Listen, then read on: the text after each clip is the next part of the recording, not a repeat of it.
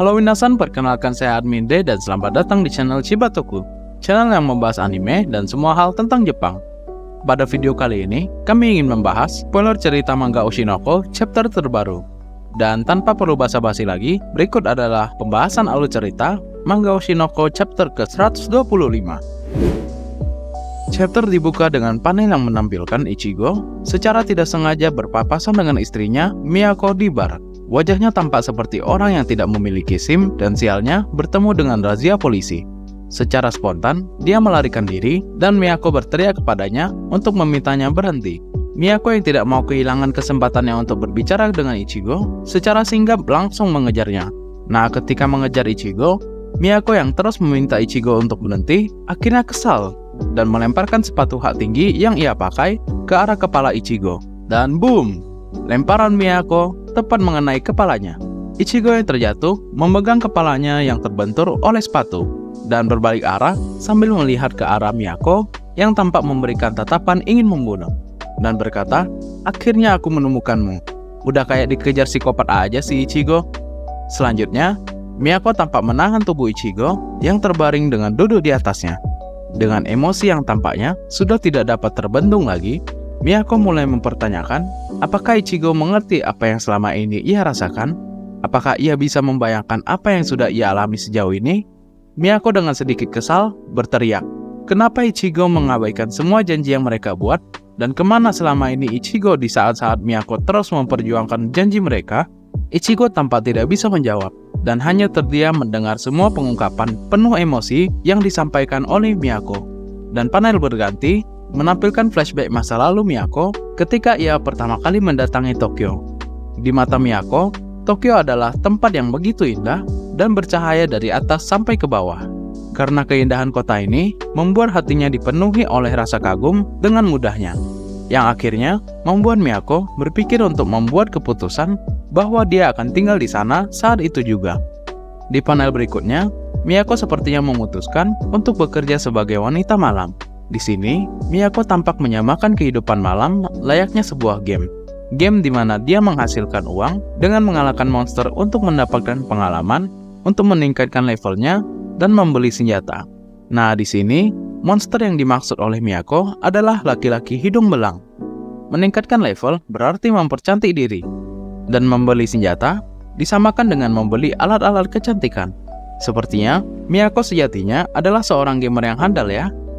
Dan sepertinya kalau dipraktekkan di dunia nyata bisa banget nih, tapi untuk hal yang positif ya. Lanjut, di dalam perjalanan hidupnya untuk terus meningkatkan dirinya, dengan memporoti uang dari laki-laki tua yang tidak memiliki kelebihan selain dari hartanya, Miyako juga mengganti pekerjaannya untuk mendapatkan koneksi yang lebih kuat. Seperti di Kabarkura, semacam wanita yang menemani om-om minum, bekerja sebagai wanita klub, dan bekerja di bar. Menyadari bahwa orang yang kuat akan lebih disegani oleh orang-orang, Miyako terus berusaha menjadi lebih dan lebih lagi dalam mencari kekuasaan. Sampai pada waktu ia menyadari kalau semua hal yang ia kumpulkan tidak bertahan lama. Setelah lulus dari kuliah, Miyako menyadari bahwa om-om tajir yang biasa mengundangnya untuk minum perlahan mulai tidak tertarik padanya lagi. Awalnya, Miyako tidak peduli, karena sebenarnya ia sadar bahwa kalaupun ia menjalin hubungan dengan laki-laki hidung belang, pada akhirnya ia hanya akan ditinggalkan. Miyako yang masih bekerja di distrik hiburan, sekarang hanya bisa menjadi wanita yang menawarkan pelanggan untuk duduk bersama dengan wanita yang lebih muda dan cantik. Menyadari kalau wanita yang sudah mulai ditinggalkan, tentunya tidak disia-siakan oleh para lelaki hidung belang yang menawarkan Miyako untuk menjadi istri mereka. Tapi sebenarnya, para lelaki hidung belang ini hanya mau memanfaatkan wanita yang kehilangan tempat mereka di sana untuk menjadi pemuas nafsu. Jujur sih agak nyesek, sebenarnya hal ini cukup lumrah terjadi di Jepang loh. Wanita-wanita yang umurnya di atas 28 tahun biasanya sudah dianggap sebagai wanita buangan. Apalagi mereka yang bekerja di klub malam, tentu harga dari wanita itu akan dianggap sangat jatuh. Tapi untungnya, ketika mulai didekati oleh pria tidak jelas, Miyako tiba-tiba didatangi oleh seorang pria yang akan mengubah hidupnya. Dan ya, pria itu adalah Ichigo. Ichigo menanyakan apakah Miyako akan terus bekerja di dunia malam. Dan yang kami suka di sini, setelah memberikan pertanyaan yang cukup deep tersebut, Ichigo juga tidak lupa memberikan solusi kepada Miyako untuk bekerja di perusahaannya andai kata jika Miyako memutuskan untuk berhenti dari dunia malam. Miyako kemudian setuju dengan ajakan Ichigo untuk bekerja bersama dengannya.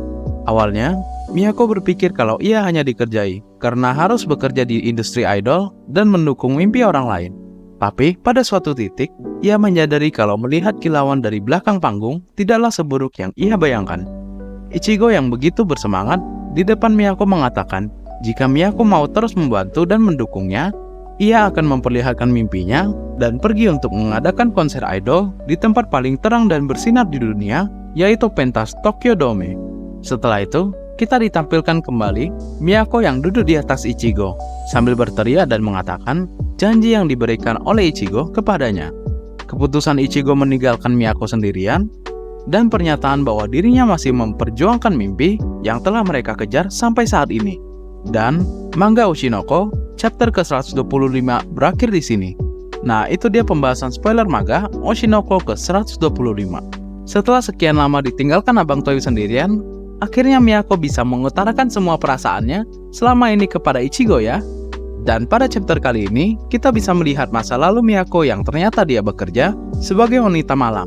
Hal ini cukup masuk akal jika kita memperhatikan episode pertama ketika Miyako mengatakan niatnya menikahi Ichigo hanyalah untuk bisa menikahi laki-laki tampan. Tapi sepertinya Miyako sudah banyak berubah setelah terakhir kali ia ditampilkan di episode pertama. Jadi apa tanggapan kalian mengenai ini? Tulis tanggapan kalian di kolom komentar ya. Terima kasih buat yang sudah menonton, dan jika kalian suka dengan video ini, jangan lupa subscribe, tekan like, dan nyalakan notifikasinya ya. Salam dari Chibatoku. Matane!